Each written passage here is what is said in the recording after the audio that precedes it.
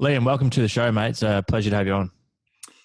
DK, mate, it is an absolute pleasure to be here, mate. Had you on my show the other week, so it's good to see your face and reconnect again. Yeah, mate. I mentioned in the intro that I was fortunate enough and grateful to be on your show a couple of times now, which has been really enjoyable. Our most recent chat was a really good one. I reckon the listeners will get a lot of value from it. And I've been meaning to get you on mine for a while now.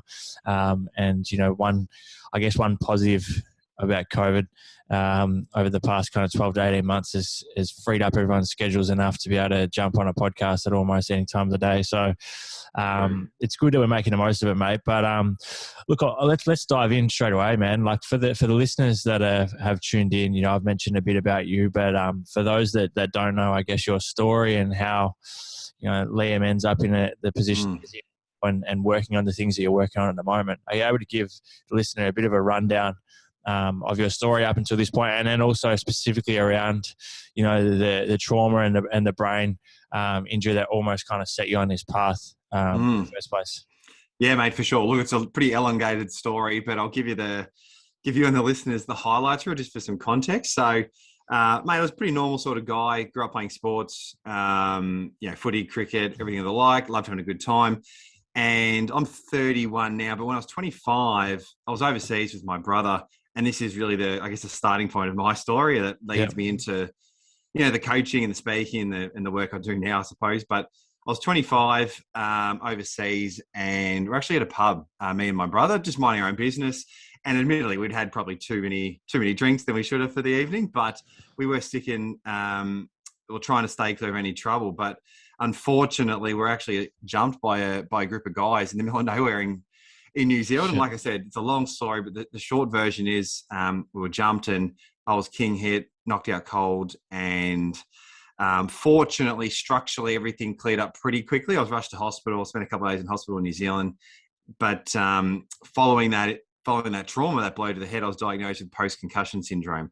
And so I sustained this brain injury, which, mate, you know, even to this day, I still struggle with symptoms to an extent. Post-concussion syndrome, a lot of people haven't heard of it, but there's some stuff coming out now in the news around the ongoing effects from head injuries with footy players. So it's good to see some awareness in the media. But, mate, it took me down this rabbit hole of trying to understand how to help myself feel better, physically and psychologically as well.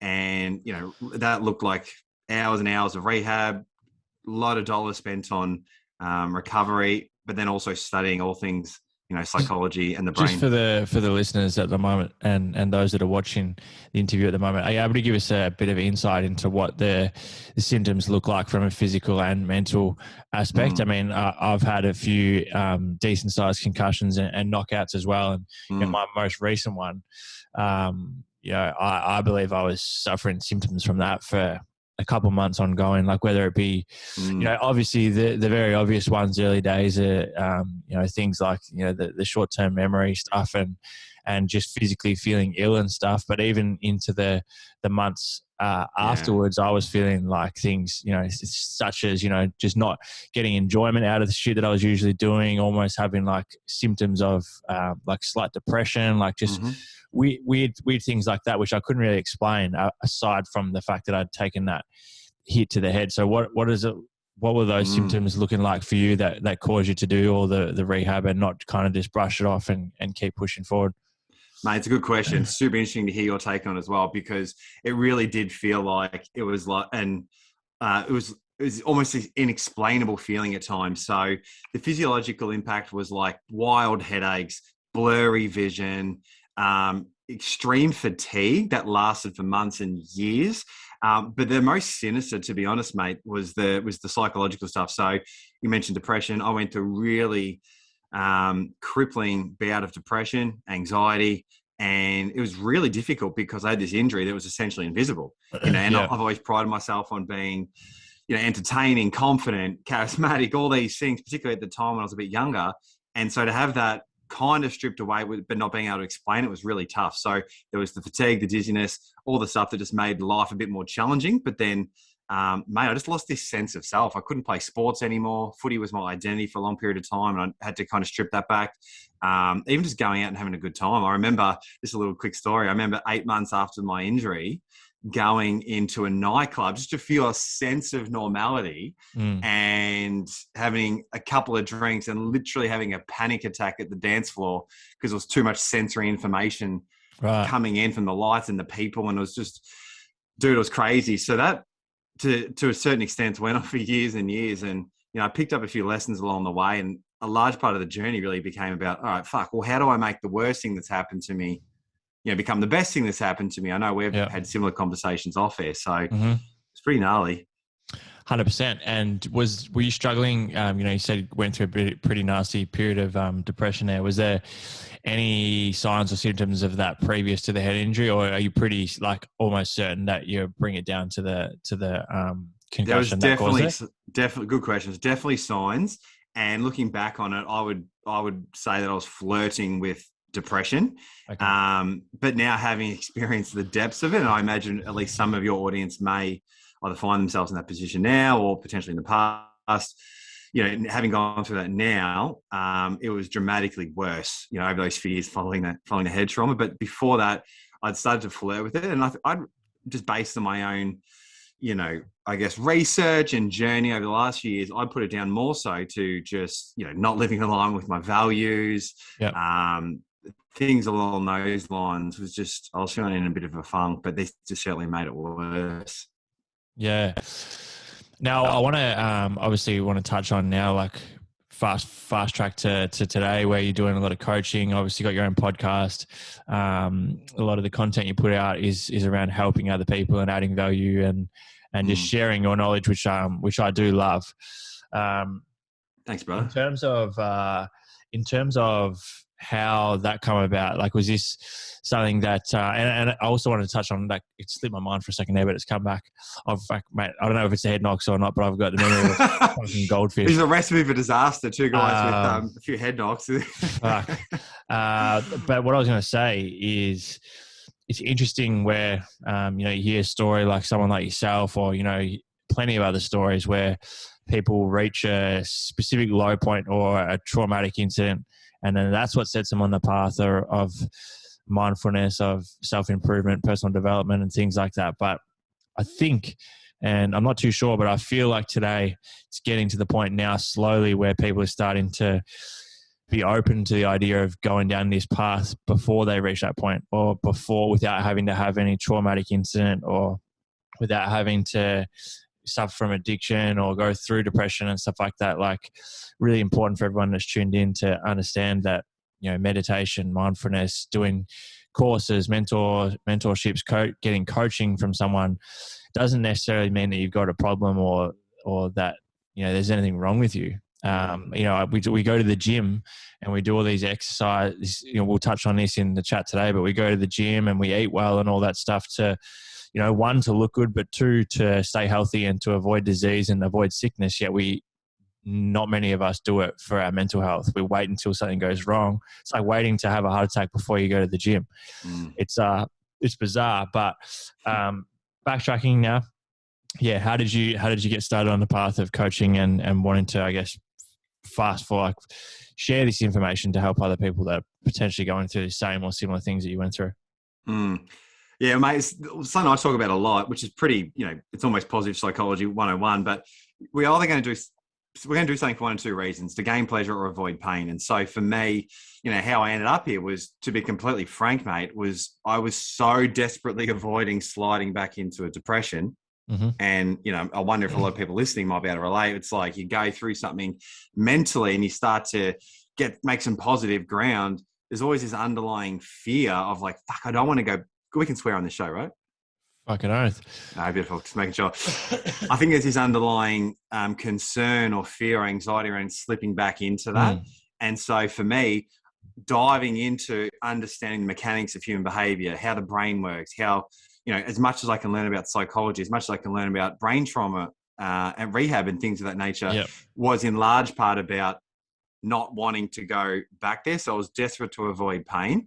And so to your point, and I'm glad you actually mentioned that, a lot of the work I'm trying to do now, whether it's, you know, through content or jumping on chats like this, is to help people fall the fuck in love with the learning process and be motivated by gaining pleasure, right? So it's hopefully doesn't get to a state where there's mental health issues, there's physical health issues. I'm sure you see this in the PT world as well. Yeah. It's like, it's not always just about, avoiding the detriments of being unhealthy. It's like, how can we make you super fit? Well, I kind of look at that for the mind. Like, I want people to really enjoy the learning process and enjoy their life, which sounds so trite. And there's so much people in this space now, which is wonderful, but it's at its simplest form. I guess what I'm hoping is to, share a bit of my story, but also help people understand, like, fuck, life can be pretty excellent once you do a lot of the right stuff.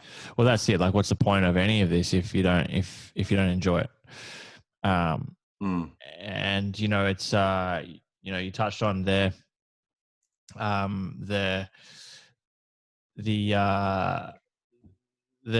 fact that, like, we do take care of our physical health, and that is always a priority. And as I touched on before, it's I start to think of it now, like, I've added into my daily routine. It's like trying to treat my mental health the same as my physical health. Like, I'm training every single day by doing my meditation and journaling and courses on all this type of stuff. And touching on your point there, where you said you want to almost encourage people to push towards enjoyment and purpose and passion. And this is coming up a lot lately when I hear more and more stuff around the law of attraction. It's like the mistake that a lot of people make with the law of attraction, or even just in general without knowing it, is constantly thinking or doing things to try and avoid what they don't want, instead of using the language or writing things down in your journal or doing things to get what you do want. It's always like you manifest things either way. It's like, if you spend all your time thinking about what you do want, then you're going to manifest that.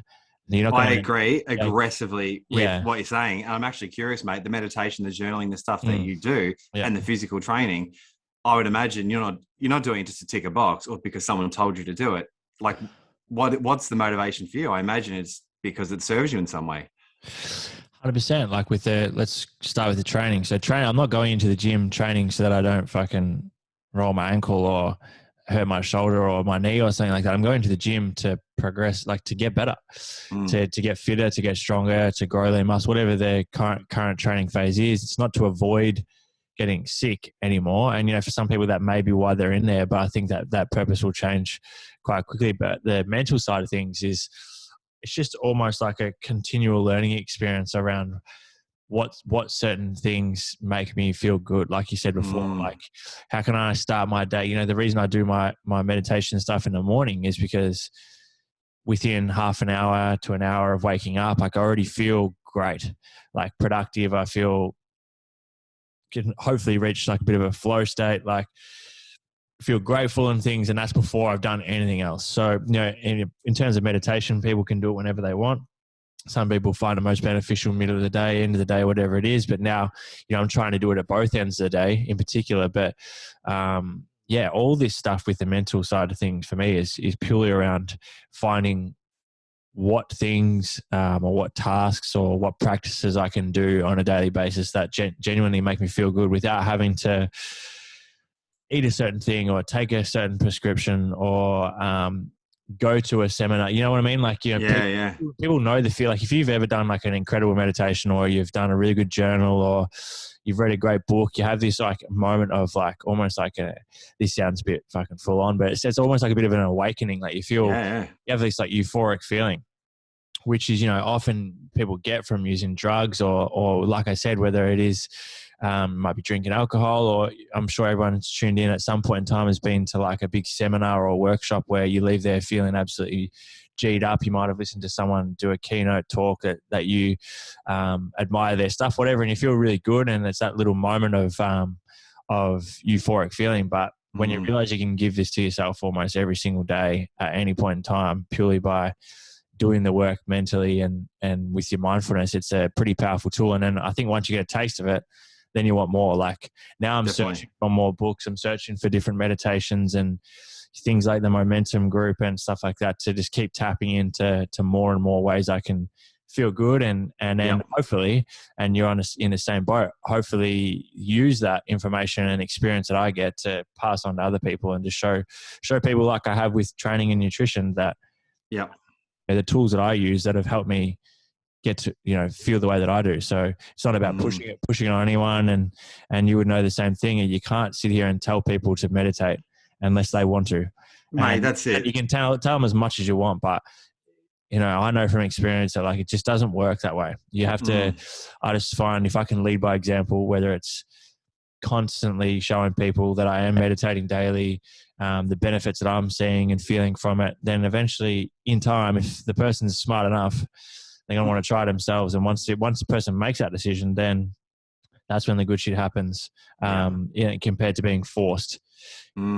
It's just, sorry, I'll definitely forget this if I don't say it, but it's like you hear when someone has read a book, right? I can't remember who it was. It might have been in a book. The author was saying this. She'd read this book that someone had given to her years ago, and she said she read through it and it did fuck all for her. Like she got nothing out of it. She reread it after like kind of having that almost like a bit of an awakening, and she started meditating and found the personal development stuff. And she said now it's like the second time she read it was the most powerful thing that she's ever read, but she'd already read it before, but she wasn't ready for it yet, if that makes sense. Interesting. Yeah. I mean, sometimes ideas hit you at certain times of your life, right? And so it can sound a little bit abstract or woo-woo, but I think what I'm hearing you say and something I'm like wildly passionate about is if you fall in love with the learning process and just get curious about things and approach it from a place of like trying to gain instead of trying to fix these things about how you're broken. It's not about that. It's pursuing things that excite you, that help build a feeling of fulfillment, whatever it might be. And when you do that, then your mind, it just opens up to all these new ideas and possibilities. And then when those land and you can integrate, whether it's a new modality like meditation or just a new way of like conceptualizing your life, then it's like, fuck, that feels intrinsically rewarding. And so maybe for that lady, it's just at that moment in time, that idea, whatever's, being portrayed in that book, hit her at a time where she's curious, she's open, and bang, that recipe works. And then all of a sudden she feels great. She can probably integrate whatever they're teaching, and then, just makes life, again, much more enjoyable. It's there to be enjoyed, not endured. And I think too many people endure. Yeah. Well, now, before we get on to on this show, I obviously try and pretty much every episode, if I can, give some actionable tips to whatever topic we're talking about. So it's not just people listening and having what we said before, that little bit of motivation or whatever that's fleeting and then goes away and then no one knows what to do with it. So I want to get into some kind of practical bits of advice and things that you picked up along the way around the mental health and even confidence side of things soon. But before you get to that point, obviously, Fitness and Lifestyle podcast mainly revolves around physical health and fitness. So how have you found the physical side of things has impacted your mental health? So getting back to doing some form of exercise, obviously you said that the fact you couldn't play sport and stuff anymore was a huge negative in your life. So what are the things that you've been able to, I guess, replace it with or challenge yourself with that have helped the mental side of things, if they have? I'm not sure whether you've found that. Oh, they have, made dramatically. And simply put, exercise or moving or attacking the body in some way in a good format, it's the lowest hanging fruit, right? So I think people now understand the inextricable link between the body and the mind. And it's funny, like a lot of, I get put into the basket of like mindset, coaching and psychology and stuff like that because I love that space. But mate, the number one thing that I would encourage anyone to do if they're struggling mentally or emotionally in some way is to move, shake, do something with the body. And so for me, just going back to my journey over those few years, what was really challenging, and which just highlights the importance of exercise, was taken away for a period of time. And it's almost became this self-fulfilling cycle of like mentally and emotionally being in a real funk and not being able to exercise. It just became really problematic. So just really quickly, for anyone, for whatever reason, they're in that position, doesn't necessarily always have to be about getting the heart rate up super high. It could just be doing some sort of modality like breath work or cold showers or something like that, where you're still prioritizing impacting the body and allowing that link between the body and mind to do its thing, right? Whether it's the endorphin rush, just the impact on neurochemistry. So that's one part. But then, of course, if you are in a position to move your body in some capacity every day, that is the best place to start. So for me personally, it's the cold shower in the morning, it's a bit of breath work, and then it's training every single day to some extent, because I love the feeling of post-training, right? And so I'm motivated by to an extent how I want to look, which is potentially the motivation for some people that connect with you, right? Yep. And they tune in Yep. for the For a advice lot that of you people, give. yeah. Yep. But then, mate, I'm far more interested in how I want to feel. Mm. You know, I'm sure we all know the feeling where we go a couple of days for whatever reason without training, we're sluggish, we're a bit fatigued, we're a bit down on ourselves, vis-a-vis consistently showing up and putting in the work. Fuck, you feel like a hero sometimes. And I don't know if that language is too dramatic, but that feeling is what I crave. And so for me, exercise, in addition to those other modalities, is the number one place to start. If whoever's listening wants to feel emotionally, mentally, improved in some way, right? And then I'm sure they could tune into all your content to work out exactly what their best path is in terms of exercise and what have you. Yeah, I think it's another positive that's come out of people being in lockdown is almost people being forced to find that connection between their physical and mental health. So, I have no doubt now that more and more people that weren't training or exercising or keeping active before are now doing so, whether it be something as simple as a walk, whether people have started training at home because there's, every man and his dog's posting home workouts on social media, or like whether it's whatever form of exercise. I feel as though more people now are exercising than ever because one, there's fucking nothing else to do. And two, because it's almost like I said, it's being forced upon. Like people just need to get out of their house because they're in the house all day. Yeah. And I kind of found it firsthand last year. I'd had small periods here and there where I wasn't able to train for whatever reason, and you start to feel the difference in your body and your mind. But start of last year, I had my shoulder done. And it was 8 weeks of no exercise whatsoever. And this was the start of lockdown. And man, like the effects were huge on me. And I knew it already, but it wasn't until I kind of experienced it firsthand of how shit it was mentally. Like sitting at home, you start to overthink. You don't feel good about yourself because you're not exercising. You don't get that endorphin rush. You're not outside getting vitamin D all the time. Like it was full on. And then the big difference is when you come back and you start training and you just realize how good it feels, even just to do something like go for a walk, just get outside, like you said, maybe some breath work, cold showers, whatever it may be. I know at the moment, before we move on to some of these actionable things that people can start doing, you've been currently training for an Ironman, which is huge. Could you give us a bit of insight into one, like what the training looks like? Because I know it's pretty crazy, and a lot of people listening would just want to hear what it involves, and then also maybe some of the things you've taken away from doing the training, both physically and mentally. Definitely, mate. Well, I should start with, I don't know if this event's taking place or not because we might be locked down. Yeah. But that'll be interesting, 7-8 months of hard training.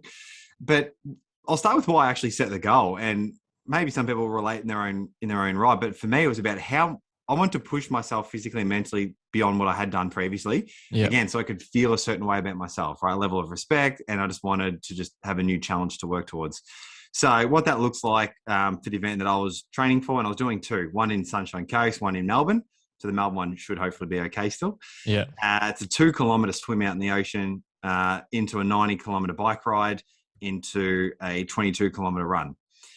Now, so that's the event. To put that in perspective, I hadn't done any of those things previously. It was just something I wanted to set a lofty enough goal with enough time frame. We spoke about this on our chat last week. Yeah. So having lofty goals, but a time frame where it was still achievable. Mate, I could not fucking swim when I started with this goal. So like that's been the hardest part is mentally sort of getting past that limiting belief of like, fuck, I literally can't even, or at the time, I was just sinking in the water. It was ridiculous. I never really swam much as a kid, and now I'm trying to swim 2 kilometers in the open water. So that's what it looks like. In terms of training, mate, it's really 3 swims, 3 rides and 3 runs each week, plus a bit of strength work in there as well. So it's sort of, 10, it's really 11 or 12 workouts a week. When you're trying to run a business, do some, entrepreneurial stuff and just general life admin, it's pretty tough to find the hours. But yeah, it's been a slow, but dude, it has really taught me a few things that I think are like wildly valuable to incorporate into everyday life that maybe I could share with your listeners that I think have, yeah, it's definitely really interesting. And before you do that, are you have you been getting things programmed by a coach, or are you putting this all together by yourself, or how have you planned out the training periodization to lead up? Yeah, first half was with a coach. So just didn't know where to start, and particularly given that I was so inadequate on the bike and in the water. I really needed all the help I could get. So I had a set plan in terms of what to train and when, a little bit of nutrition stuff as well, but it was really just the mechanics of like what to train and when and how to recover, right? Then I was able to get some confidence, and the last sort of few months has been still a guided plan, but just something that was just like more of a one pager that I generic type thing, generic type that I've just been adhering to. And you said 3 rides, 3 swims, 3 runs per week plus some strength work. Is every session set up like it will be on event day, or is it separate sessions, or do you start to gel them in together as you get close to the event so you can train under the conditions that you'll be on the day, or how does that look like? Yeah, it varies a lot. So you, as a general rule, throughout a week, you probably have 1 long ride, 1 long run, 1 long swim, just to build the tank and the endurance, and to just get familiar with, like you said, the conditions of just like having to go the distance. But then in between, it might be some strength stuff, power stuff. So it could be a hill climbs on the run or the bike to build the power in the legs, which is really cool. So you start being a bit more, this is one of the lessons I learned about how important it is to be fucking smart and strategic with, what you do. It's not always just about grinding it out. Reverse engineering the goal. How to do it, So that was, that was big. And plus it's the monotony of doing the same thing. Every week. I think it's important to mix it up and just have that sense of novelty, which the brain craves. So you get this sense of novelty, get a dopamine rush, which is a surge of energy, neural energy we can use. That's just me geeking out a little bit, but that was important because even now, mate, like 7 or 8 months of training, and just sometimes I'm just not feeling it because it's just like it's just the same old, But you got to find. Do you do the swims in their pool or the ocean? Well, now I'm doing them out in the bloody bay, which is freezing because in a weddy we're in lockdown. Yeah, out in a weddy, yeah. Well, how have you found it so far, swimming in the ocean compared to the pool? Like a lot harder? Extremely, yeah. And I still struggle being out in the water with all the unknowns, like the deep end, water taking you. Rational/irrational fears of being out in the open water. And when I'm not a super strong swimmer, it's pretty scary. So I prefer the pool, but I got to train in the open water. Shit, yeah. I did an event a few years ago. I think we may have touched on this last week when we spoke on your show years ago now, maybe 2017, where I was a trainer for this boot camp. And at the end of the boot camp, like there was like 8 weeks or something like that, there was an event, which is the St. Kilda Mile. So 1.6K in the bay. And I didn't realize that, like, as a trainer, like I was meant to be doing this thing as well to encourage everyone else to have a crack. And I fucking hate swimming. So I reckon leading up to this St. Kilda Mile thing, I did like 3, maybe 4 max swims in the pool. And I'd be like 50 meters, have a quick rest, 50 meters, have a quick rest. Running wise, I could run all day. Swimming, like I was no good. I was like fucking rock sinking. And then it got to the day, and man, it was like by far the hard. Like I hadn't done any swims in the ocean, obviously, aside from just fucking around, but hadn't done any practice swims in the ocean. And geez, man, it was gnarly. An eye opener. Fuck, it was like probably by far physically one of the hardest things I've done. Yeah, I've done some hard shit, and that like 1.6K in the ocean that day was by far like up there with top hardest things I've done. So man, the specificity of swimming in the ocean compared to the pool was just vastly different. And when you add in all the people around you as well, chopping and kicking you in your face, and some are faster than you, and it's just can't get in any rhythm. And you fucking, I was at one point I looked up and I'd fucking swam like off fucking path like by about 150 meters. I was like, geez, you've got to be kidding me. You got to come back in. Yeah, that'll be me. It's funny when I talk about whether it's on this platform. I've done a couple of shows now, and just talking to people off air as well about my training. And it's like, it sounds, which admittedly is, I'm super proud of myself for sticking it out and putting in the work. But it sounds like, he's doing an Ironman and da-da-da. I'm like, I hope people understand like how like embarrassingly slow by contrast to the other athletes I will be, but I'll fucking get it done. And that's all I care about. That's it. It's an achievement in itself. Like you said, you were barely swimming when you started. So to be able to get out there and do 2K plus the ride and the run will be huge, man.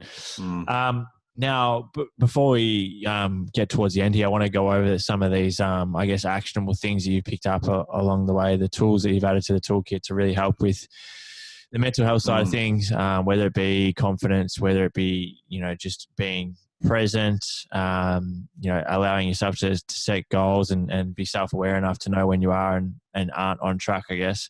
Yeah. What do some of those look like for you, and some of the main takeaways that you've taken on? Yeah, well, something I'll talk about a lot, mate, is like these seven pillars of self-confidence, which you might not have the time to unpack them all, but I'll just give you the highlights real. So, and that is just something that I guess, cultivated over my own journey. And something I'll say as well, as a little preface, is like, people are tuning in, I hope this stuff is useful. You might take one or two ideas that are really valuable.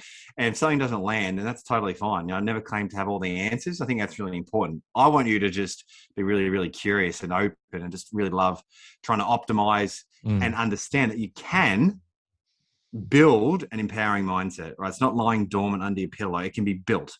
So that feeling that we're after, it can be built, right? So key word there is it can be built. It's not going to get given to you. So as Liam just said, like, these things have worked for him, they may not work for you, but the only way you're going to get to anywhere further than where you are right now is if you are actually willing to do the work, which is often the hardest part. Is just that starting bit. But if you're willing to put in the work, then like Liam just said, the reward's there waiting for you. You just have to be willing to do it, which unfortunately, is the problem that most people have, is having all the tools readily available, but not being willing to use them. So make sure everyone is tuned in, that if you're someone that is interested in seeing improvement in the mental and physical side of things, that the stuff you hear on this show, the stuff you hear on this episode today, do something with it. And generally people know, right? Like, generally people will have a feeling of like what they could be doing, should be doing. Like, you generally will know. So 100%. It's like, do the thing, you shall have the power. Action is the cure. All these platitudes that get thrown around are so powerful. Like, just do the thing, do something, and you already create a sense of agency. And, it's easy to keep that momentum. But look, really quick, rapid fire, there's 7 ideas, and, hopefully something lands. And the first thing for me that I always fall back on, that I find really empowering, is this idea that humans are the ultimate adaptation machine, right? We're literally designed to grow, to adapt, to change. Darwin, often misquoted as saying it's the strongest of the species that survive. It's actually not what he said. He said it's not the strongest nor the most intelligent, but rather the most adaptive to change that will survive. And that's why humans are the ultimate apex predator, right? So when you start feeling a bit flat, bit, disheartened or whatever it might be, whether you're trying to build a tangible skill like swimming in the ocean or whatever your thing is, maybe someone listening is trying to lose weight, gain weight, they're trying to start a business, whatever, or they just want to feel a certain way. They may have spent years being depressed, anxious, right? I know that feeling. Knowing that you can shift that is a really powerful place. It's not a motivational rah-rah. We're literally designed mechanistically to adapt and to grow. So that's the first thing. When in doubt, just know that you are built to grow, to change. So just keep that in mind. Awesome.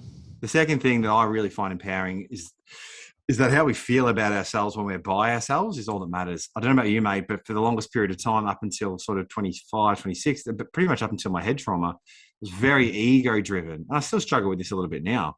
Really concerned with how people perceive me, right? This is great Jay Shetty quote. He says, I am not what I think I am. I am not what you think I am. I am what I think you think I am. And it's this idea that we will literally play into how we think other people see us, or how we want them to see us. And it's just something that a lot of people struggle with, I think. Oh, mate, it's disastrous. But when you can really reorient the decisions that we make, and you should. I don't know if you've watched it or listened to it already, but I'd highly recommend sussing out Mike Posner's interview on both Jay Shetty and Tom Bilyeu's Impact Theory podcast. Both episodes are really powerful. I think I almost preferred the one with Jay, but man, it was super interesting. Like, wow, I'll have to check it out. Come from obviously, for those that don't know who he is, he was obviously had some huge songs early on in his career, and then his career kind of went down, and then he was in this little period where he had no idea what to do. And then he went through this whole kind of like self-discovery period, which I think you'll be able to relate with a lot. But he kind of touched on how powerful it is to be able to be on your own. The reason it made me think of it is you talked about this period where you spent a week. And obviously we've spoke with guys like Blake and stuff like that have done the retreats where it's just completely silent for 10 days or whatever it is, which is just mental. Wow. But yeah, Mike talked about how he went and spent a week in a cabin where literally just got dropped off and given things to survive, and then that's it, like nothing. Yeah, literally have nothing. And he said it was just crazy how hard it was because he'd never done it. But he just said, like, it's just when you're literally just stuck with your own thoughts. And unfortunately for a lot of us, that's we do everything in our power to avoid it. But if you can, well, a good litmus test, I think, a good litmus test to consider is when you lie on your pillow at night and you do have that moment of solitude and silence, like what comes up for you, right? Like, are you proud? Are you hating on yourself? Like, what is it? Don't judge it, but just notice it. And it's like, all right, is there an opportunity to maybe shift this? So just simply knowing that how you feel about yourself when you're by yourself, that's all that matters. Like, of course, we're going to have this need, and there's a whole, there's a lot of science to it. We won't geek out now, but as to why we want to do things for the opinions and perceptions of other people. But if you build a lifestyle around just prioritizing what's going to make you feel good, and that becomes habitual, just, it's a much better place to operate from. So that was really big for me, considering that I was a bit egotistical for a long period of time. The third idea, and this is, again, throughout my own journey, became really obvious, is that competence equals confidence. People often reach out to me like, how do I feel more confident, whatever it might be. There's a ton of different modalities, but getting really competent in something is a great place to start. And it's specifically this value of deliberate practice, not just showing up and clocking in the hours, right? So, and you might see this in the gym, right? So we were talking about this the other day, actually. People in the gym, they're lifting the same weights every day. It's no longer challenging, so they're not getting that progressive overload. The same is true for our mind. So we need that progressive overload, and to genuinely get good at something over time. Progress equals happiness. So whether that's training for an Ironman, whether it's trying to build a business, craft the body into the body that you want, learn a language, whatever it is, but getting good at something over time, right? And going through those growing pains and getting competent is I think an easy place to start building a sense of confidence, which was, really important. And so for me, going down this rabbit hole of trying to understand human behavior, far from knowing everything, and there's far more, equipped people with greater expertise than I am, but just building competence over time gives me a sense of confidence in myself with what I share, right? So I think that's really important. Definitely. Really quickly, if we've got the time, I think these are really powerful for people. Yeah, for sure. Just be aware of the language that you use. So language, it's a two-way highway between language and mood. So we often see language on the other end of our mood. If I speak to you tomorrow morning and you've woken up early, you've done your meditation, you've had a cold shower, had a coffee, you've trained, and asked, how you going, DK? You're probably going to tell me you're doing extremely well. You're up and about, life's good. But if for whatever reason I catch you in the morning and those things haven't taken place, maybe you've had an argument with your partner the night before, financial issues, business issues, how you going? The language is going to reflect a different mood. But then what if we looked at the other way? There's a lot of science around this of like using language at the other end to direct the way we feel. And if people think that's silly, just try out for 24 hours and say nothing but positive, empowering things, not rubbish, not staring in the mirror saying I'm a millionaire, but just whatever it might be. I'm the kind of person that does hard things, whatever it is. Use that kind of language. Goes a long way. Yeah, definitely. I think there's even a fair bit of research to show that facial expressions does a very similar thing. Like, I was thinking I listened to ages ago. And it was something like, every time you see yourself in a mirror, like if you literally just smile at yourself, which sounds super creepy and super cliche and weird, very hard not to feel at least half decent. Like you can go from just being in a shit mood or just like almost neutral, to feeling good purely just from smiling. And you think about how effective it is when you see someone in public. Like someone, you might go to a cafe or whatever throughout lockdown and, majority of people at the moment are just negative and sending out shitty vibes left, right and center. But you bump into that one person that doesn't mention a word about COVID, is super happy, is energetic, smiling, smiles back at you for no reason, might wave or whatever. And like the impact, you think about the impact that has on you for the rest of the day or for the, the following hour or so, can be huge. So like, I mean, to further your point, I mean, the language, facial expressions, your whole demeanor just makes such a big difference. Well, you might know a bit more about this than I do. So just I'll be careful not to say too many exact numbers, but I think there's more muscles in the face than anywhere else on the body, from what I understand. So when you smile, you're actually activating this massive group of muscles and nerves. So you think about the impact. We're talking earlier about using physiology to affect psychology. Yeah. To something it's as simple as a smile goes, it works wonders. Yeah, 100%. 100%. I love that. Something as well that people may find really useful, and this is like, I guess, the 5th of 7 big ideas that we can leave people with, is to remember that you're fighting against ingrained habits and a desire to chill and conserve calories. This is like human behavior 101. And this was monstrous for me in terms of like, trying to go through that fatigue bout that I was struggling with for a long period of time. Yeah. Trying to, whether start a business, get back into the intense training when for a couple of years I couldn't do much of it at all. I think people will sit in that feeling of like, I can't be bothered. Fuck, this is too hard. I've lost interest. My goal's not important to me, and start making meaning of this feeling that comes up in the body. Yeah. That is a very normal experience. We are wired to conserve calories. We're wired for safety and survival. We're not wired to, succeed, or we're not necessarily wired for happiness. So understanding that, you can just draw the right meaning. So instead, when that feeling comes up tomorrow morning, for anyone who's on a training regime right now, for example, that feeling is normal. It's not fucking going anywhere. It's what you do with it. So how do you use that as a cue to go, I'm going to go train, run, go to the gym, or at home, obviously, at the moment, but use that as a cue to train anyway, not indulge in that wondering, oh, maybe I don't actually want this goal, or it's all too hard. That feeling will be there, and understanding that and leveraging it is how you get ahead, I found anyway, certainly from my own journey. Yeah, I try and use like the 3-second rule.